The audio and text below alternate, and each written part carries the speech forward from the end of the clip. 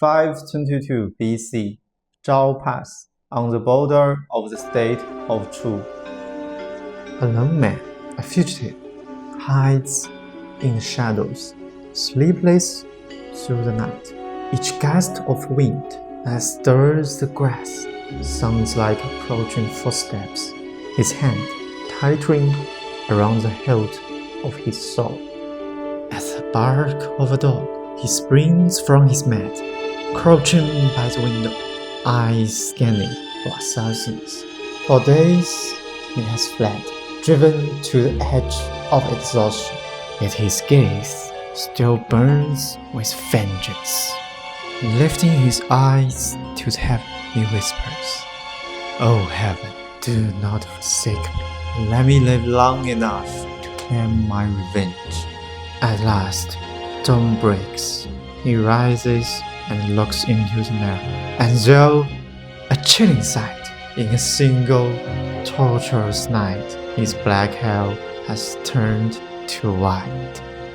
This man was Wu Zixu, second son of a noble family in the state of Chu. His father, Wu She, had the honor of tutoring the crown prince, and it was the king's betrayal that had led him to this desperate flight. The king of Chu was no king at all, and certainly no father. He lusted after his own son's wife, and schemed with his corrupt ministers to banish the prince, so he could take the young woman for himself. When Wu She dared to speak out against this wicked act, the king had him thrown into a dungeon, intending to slaughter his entire family. To bait a trap for Wu She's two sons, the king commanded the old man to write to them, feigning an offer of official posts. But Wu She saw the king for the snake he was. "I see your cunning plot," he told the king. "You intend to lure my sons to their deaths. I will write this letter, but not out of obedience to you.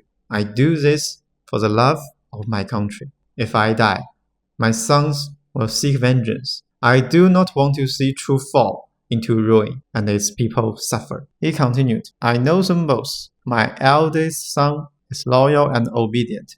He will come. My youngest son is patient and strong. He will endure, and he will not come." As his father had predicted, Wu Zixu's elder brother chose to stay. He could not bear to abandon his father, so he joined him, embracing their shared fate. Father and son were bound to 5 chariots, their bodies pulled apart by galloping horses in a brutal execution. But as the lives of his father and brother were extinguished, Wu Zixu had already crossed into a neighboring state. In that moment, a path of vengeance, driven by grief and fury, was set into motion. Driven by a burning need for vengeance against the state of Chu, Wu Zixu decided to seek help from a rival power, the state of Wu. To reach his destination, he had to pass through Zhao Pass, a formidable checkpoint on the border between Chu and Wu. The pass was heavily guarded, and the king of Chu had already plastered wanted posters across the land, complete with a detailed drawing of Wu Zixu's face. Seeing the heavily fortified pass and the strict scrutiny of the guards, Wu Zixu grew frantic. His heart pounded with a mix of panic and frustration, and he felt a profound sense of helplessness. The immense stress weighted on him so heavily that in a single night his hair and beard turned completely white. He now looked like a different man entirely. Using this new disguise, he was now able to slip through the pass and escape into Wu. In Sima Qian's records of the Grand Historian, the story is told of Wu Zixu's final desperate escape. Pursued relentlessly by Chu soldiers, Wu Zixu reached the edge of a great river, a dead end. Just as despair set in, a lone fisherman appeared, rolling his boat from the distance. Wu Zixu scrambled aboard, and together they outrun the Chu troops. Once safely across the river, Wu Zixu was overwhelmed with gratitude. He unbuckled his ornate sword and offered it to the fisherman, but the old man refused, saying, "The king of Chu has issued a decree. He who captures you shall be rewarded with 50,000 bushels of grain and a noble title. I do not covet such vast riches and a life of honor. Why, then, when I covet your sword?" Wu Zixu finally reached the state of Wu, but his plan for vengeance hit an immediate roadblock.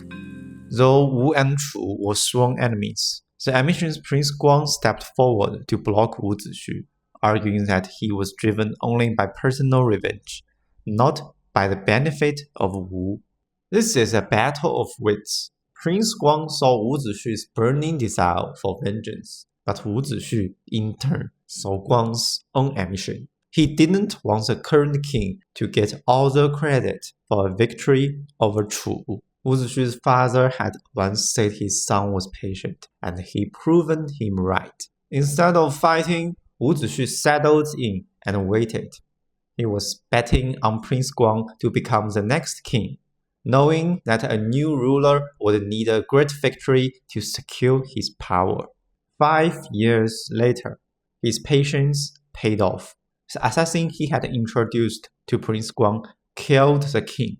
Prince Guang seized the throne and became King Helü of Wu. As expected, he immediately brought Wu Zixu back into his inner circle. 9 more years passed by the time King Helü's own desire to conquer Chu was even stronger than Wu Zixu's desire for revenge. Wu Zixu seized the moment, introducing Sun Wu, the author of the art of war, to the king. Together, they developed a brilliant strategy of wearing down Chu's forces, settling the stage for a massive invasion. In 506 BCE, their plan was unleashed. A small Wu army of 30,000 marched deep into enemy territory and annihilated a 200,000-man Chu force at the Battle of Boju. Just a month later, Wu Zixu stood in the Chu capital of Yin. His long wait was finally over. As he stood before the conquered city, his heart pounded with a fury 16 years in the making. 16 years since the day his father and brother were butchered by the king's men. 16 years of a life spent in exile, begging for scraps in the markets and sleeping under the stars. Now his blood ran hot with vengeance. But his victory was a hollow one. The tyrant, the architect of his family's demise, had already been dead for 10 years. The rage that had filled him for so long had nowhere to go. It was a burning, suffocating heat, an inferno with no fuel to consume. With his life's purpose fulfilled, but his ultimate revenge denied, Wu Zixu lost himself to a chilling madness. He commanded his soldiers to tear open Kingpin's tomb. They unearthed the tyrant's rotting corpse, and Wu Zixu himself raised the whip. With every swing, he lashed out at the decaying flesh. He didn't stop. He lashed the corpse not 10 times, not 100, but 300 times. With each strike, he sought to exorcise the hatred that consumed him, to reclaim the soul he had lost to vengeance.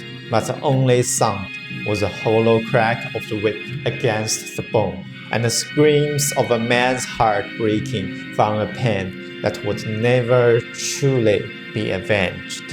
When Wu Zixu fled Chu, he spoke with his friend Shen Baoxu, vowing, "The king of Chu has killed my father and brother. I will surely bring Chu to ruin." According to the Zuo Zhuan, Shen Baoxu replied, "As your friend, I support your vow, but as a citizen of Chu, if you destroyed my country, I will surely restore it." After the Chu capital of Yin had fallen, Shen Baoxu did as he promised. He traveled to the state of Qing to beg for military aid. It is said that he wept in the Qing court for 7 days and 7 nights. His tears finally moved the king of Qing. Qing dispatched an army to rescue Chu, forcing the Wu forces to withdraw. and saving the state from total annihilation. After avenging his family, Wu Zixu didn't retire. Instead, he remained in the service of King Helü, becoming a key advisor who, along with Sun Wu, helped build Wu into a regional power. In 496 BCE, King Helü launched a major attack on the state of Yue, but was soundly defeated. Mortally wounded in the battle, the king's final words to his son Fuchai were command: "Never forget the revenge for your father's murder by the king of Yue, Goujian." In 494 BCE, King Fuchai, driven by his father's dying wish, soundly defeated the Yue army at Mount Kuaiji and captured the Yue capital. The king of Yue, Goujian, was trapped on the mountain. Wu Zixu vehemently urged King Fuchai to kill Goujian and annex the state of Yue once and for all. However, King Fuchai, basking in the glory of his victory, grew tired of Wu Zixu's relentless warnings. The advisor's counsel, born of bitter experience, was a harsh reality check against the king's celebratory mood. With each piece of advice, the king's initial respect for Wu Zixu turned into resentment and a deepening distrust. Despite Wu Zixu's warnings, Goujian had successfully bribed Wu officials, and King Fuchai was further distracted by the beautiful woman Goujian had sent as tribute. In the end, Goujian was expelled and taken to Wu as a slave. According to the spring and autumn annals of Wu and Yue, Goujian went to extreme lengths to earn Fuchai's trust. He served the king as a humble servant, even kneeling on the ground so Fuchai could use his back as a stepping stool to climb into his chariot. When Fuchai fell ill, Goujian nursed him, even tasting the king's feces to diagnose his illness. Finally, after 3 years of servitude, Goujian had convinced King Fuchai of his loyalty.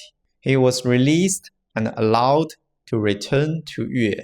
Despite the repeated warnings from pre-Qing Confucian scholars that loyalty to a king should have its limits, that a minister could choose to leave when a ruler refuses counsel, Wu Zixu did not depart. Perhaps the defiant loyalty of his family ran in his veins, or perhaps he held onto his status and influence. He did not flee Wu as he had once fled Chu. Instead, he made a final desperate move. He left his son in the state of Qi for safety, but he himself returned to Wu to continue his futile pleas for the death of Goujian. He had repeatedly defied the king, but this time, by leaving his son in Qi, he was accused of treason. He had finally pushed King Fuchai too far, and he was ordered to his death. In his final moments, a surreal feeling must have washed over him, a tragic repetition of fate. In that instant, King Fuchai of Wu was kingpin of Chu, and he, Wu Zixu, was his own father, Wu She. The same exact tragedy, the same betrayal, was being replayed a generation later. With his last breath, he left a chilling final wish. After his death, his eyes were to be gouged out and hung on the city gates. He wanted to watch with his own eyes as Goujian marched into the capital. In 475 BCE, King Goujian launched a full-scale war against Wu. In 473 BCE, he captured the Wu capital, and King Fuchai took his own life. Wu Zixu's final prophecy had come true. When Goujian was living as a slave, enduring humiliation to survive, we can only wonder what Wu Zixu saw in him. Perhaps he saw a reflection of himself, a man whose hell had turned white, but those eyes burned with the same unquenchable fire of vengeance. He knew that the flame of revenge was so powerful, it would eventually consume an entire kingdom.